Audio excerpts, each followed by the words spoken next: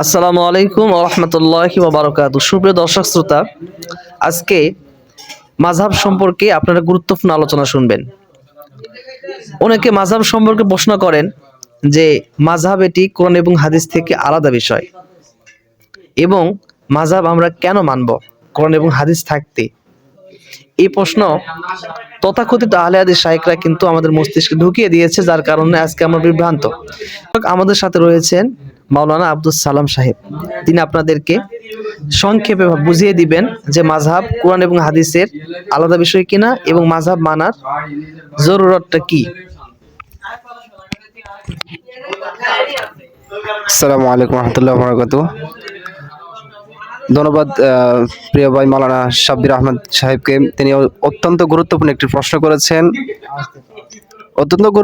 প্রশ্ন করেছেন যে বর্তমান আমরা যে মাযহাব মানছি, পৃথিবীতে যে চারটি মাযহাব রয়েছে, হানাফি, শাফি, মালিকি, হাম্বলি, এই চারটি মাযহাব আমরা কেন মানবো, আর এটা কি সত্যিকার অর্থে কোরআন হাদিসের সাথে এটি মিল রয়েছে কিনা, নাকি এটি কোনো মানুষের বানানো ইসলামের মধ্যে বাড়তি একটা বিষয়। তো সর্বপ্রথম কথা হলো, এই মাযহাব কি? মাযহাব অর্থ হচ্ছে মত। এটা এই মাযহাবটা কি কোরআন দ্বারা প্রমাণিত কিনা। দেখেন, মাযহাব এই বিষয়টা আমরা অনেকেই বুঝি না। আমরা অনেকেই মনে করি মাযহাব মানেই হলো যে ইমাম আবু হানিফাকে মানা, মাযহাব মানেই যে ইমাম শাফিকে মানা। আসলে তা নয়। মাযহাব হলো যে এটি এমন একটি বিষয়, এটি ইসলামের মধ্যে একটি গবেষণামূলক একটা সাবজেক্ট, অধ্যায়, কোরআন হাদিসের সারনির্দেশ একটা অধ্যায়। তাহলে কেমন? যেমন আমি আপনাকে বলি যে আমিও মাযহাব মানি না, আপনি বলবেন তাহলে হুজুর আপনার সাথে আমি একমত, খুশি হলাম। তাহলে দেখুন, মাযহাব আমি কখন মানবো না? আল্লাহ তাআলা কোরআন কারীমের মধ্যে বলতেছেন, কুল আতিউল্লাহ ওয়া আতিউর রাসূল। হে নবী, আপনি বলেন তোমরা আল্লাহর অনুগত করো এবং রাসূলের অনুগত করো, ওয়া উলিল আমরি মিনকুম, এবং তোমাদের মধ্যে যারা উলিল আমর অর্থাৎ জ্ঞানী ব্যক্তি, তোমাদের মধ্যে যারা মুস্তাহিদ, তাদেরকে তোমরা কি করো? অনুসরণ করো। তো দেখেন, মাযহাব হলো যে যখন আমরা কোনো কিছু কোরআনে স্পষ্ট পাবো না, যখন কোনো কিছু আমরা হাদিসে স্পষ্ট পাবো না, সাহাবায়ে কেরামের ইজমাতে আমরা যেটা পাবো না, এবং যেটা কিয়াসের মাধ্যমে চারটি দলিলের মধ্যে কোথাও আমরা পাবো না, তখন আমরা যেতে হবে এবার 5 নম্বর আমাদের মাযহাবে, যে এখন মুস্তাহিদগণ, ইসলামের যে উলিল আমর যারা, আল্লাহ তাআলা যাদেরকে যে এই পাওয়ার দিয়েছেন যে তোমরা যেটা কোরআনে থাকবে না, হাদিসে থাকবে না স্পষ্টভাবে, সাহাবায়ে কেরাম ইজমাতে পাবে না, কিয়াসও পাবে না, সেটা তোমরা অনুসরণ করো। কাকে? তোমরা মুস্তাহিদগণকে অনুসরণ করো। আর এটাকেই কোরআনের ভাষায় বলা হয় যে উলিল আমর, আর আমাদের বাংলা ভাষায় বলা হয় মাযহাব। এই জন্য মাযহাব কারো বানানো সাবজেক্ট নয়। হ্যাঁ, মাযহাব এটা হলো সম্পূর্ণ কোরআন ভিত্তিক। আমরা মনে করি যে মাযহাব মানে হলো ইমাম আবু হানিফা মানা। না, সত্যিকার অর্থে মাযহাব মানে ইমাম আবু হানিফা মানা নয়। মাযহাব মানেই হলো যে সাহাবায়ে কেরামকে মানা। আচ্ছা, আসলে সাহাবায়ে কেরামের যুগে যে আমাদের যে এখন যে ইসলামের যে সমস্ত সাবজেক্টগুলো রয়েছে, যেমন নামাজ, যাকাত, হজ, এই সমস্ত সাবজেক্টগুলি অগোছালো ছিল। তো এই সাবজেক্টগুলোকে দেখেন, আসলে অনেক বড় বড় মুহাদ্দিস কেরাম, সাহাবায়ে কেরামের মধ্যেও ছিল ইখতিলাফ। হ্যাঁ, কেউ এটা আমল করতো, কেউ ওটা আমল করতো। এই সাহাবী মনে করতেন যে তাওয়াফুল বেদা যদি করার সময় যদি কোনো নারীর হাইজ হয়ে যায়, তখন সে তাওয়াফুল বেদা করে ফেলবে হাইজ অবস্থায়। আবার কোনো সাহাবী বলতেন যে না, সে তাওয়াফুল বেদা করতে পারবে, সে তাওয়াফুল বেদা ছাড়াই সে কি করবে? সে হজ সম্পূর্ণ হয়ে যাবে তার। তো দেখেন, আসলে এই মাযহাবটা কোনো আবু হানিফার নয়, এটা কোনো শাফির নয়। এই মাযহাবটা হলো সাহাবায়ে কেরামের মাযহাবটাকে কেন বলতেছি? যে সাহাবায়ে কেরাম যুগ থেকে মাযহাবটা চলে আসছে। সাহাবায়ে কেরাম, এই যে আব্দুল্লাহ ইবনে মাসউদ রাদিয়াল্লাহু তাআলা আনহুর যিনি যে হাদিসগুলাকে, মাসালাগুলাকে যিনি কি করেছেন, তিনি যে আয়ত্ত করেছেন এবং সংযোগ করেছেন, একত্রিত করেছেন, এই অগোছালো ওই সর্বোপরি ইসলামের সাবজেক্টগুলাকে ইমাম আবু হানিফা রাহমাতুল্লাহি আলাইহি এটাকে সাজিয়েছেন। এইগুলাকে সুন্দরভাবে তিনি কি করেছেন? একদম সুবিন্যস্ত করেছেন। এই জন্যই এমনভাবে তিনি সুবিন্যস্ত করেছেন ওই অগোছালো মাসআলাগুলাকে, হাদিসগুলাকে, ইসলামের জটিল বিষয়গুলাকে।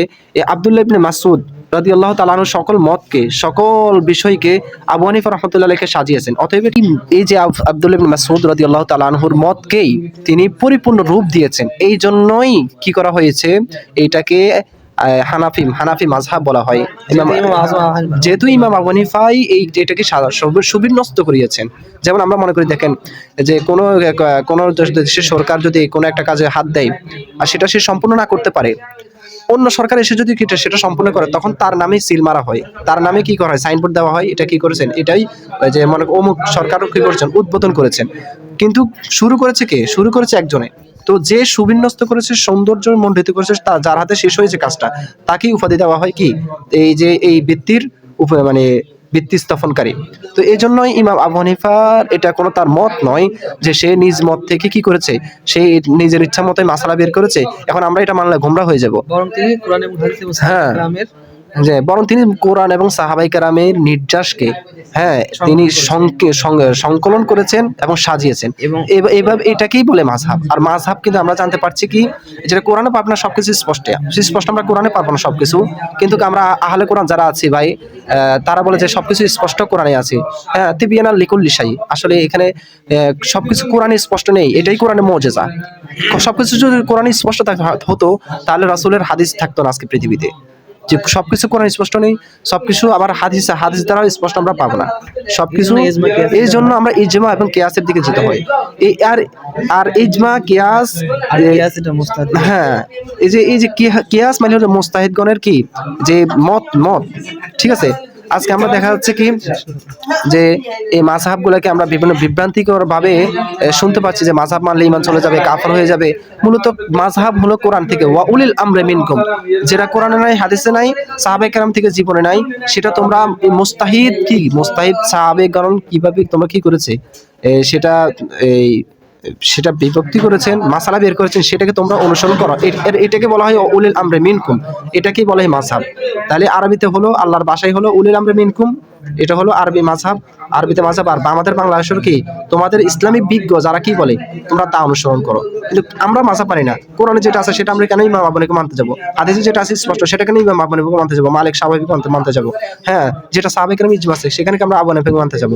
কোন ক্ষেত্রে আমরা কি, যেখানে স্পষ্ট কোরআন হাদিসের দলিল আছে, সাহাবায়ে কেরাম ইজমা আছে, হ্যাঁ, সেখানে আমরা কাউকে মানি না, সেখানে আমরা কাউকে মানি না। সেখানে একমাত্র মানি যেখানে আমরা কোনো কি, আমাদের ব্রেন শেষ, যেখানে আমাদের মেধা শেষ, আমাদের ইস্তেমবাদ আমরা করতে পারবো না। ইস্তেমবাদ করার অধিকার আল্লাহ যাদেরকে দিয়েছেন কোরআনের মধ্যে, তারাই হলেন যে ইমাম মালিক, শাফি, হানাফি এবং সমস্ত মুহাদ্দিসিন কেরাম, মুজতাহিদগণ। শুকরিয়া, আল্লাহ তাআলা আমাদের সবাইকে এই যে মাযহাব সম্বন্ধে যারা এই ভুল ভ্রান্তি প্রকাশ করে মানুষকে ধ্বংস করছে, হ্যাঁ, আল্লাহ তাআলা তাদের থেকে আমাদেরকে হেফাজত করুক। আসলে ভাই, মাযহাব যদি 4টি মাযহাব পৃথিবীতে যদি বিভক্ত না হতো, আজকে হাজার হাজার মাযহাব হয়ে আজকে আমরা ধ্বংস হয়ে যেতাম, আমরা আমল করতে পারতাম না। এই জন্য 4টি মাযহাব এই হওয়াতেই, স্বয়ং সম্পূর্ণ হওয়াতে আজকে আমাদের ইসলামের আমল করাটা সহজ হচ্ছে আমাদের জন্য। আল্লাহ তাআলা আমাদের সবাইকে বুঝার আমল করার তৌফিক দান করুন। জাযাকাল্লাহু খাইর। প্রিয় দর্শক, মাওলানা আব্দুস সালাম সাহেব অত্যন্ত গুরুত্বপূর্ণ, তিনি নিজের ভাষায় সুন্দরভাবে আলোচনা করেছেন।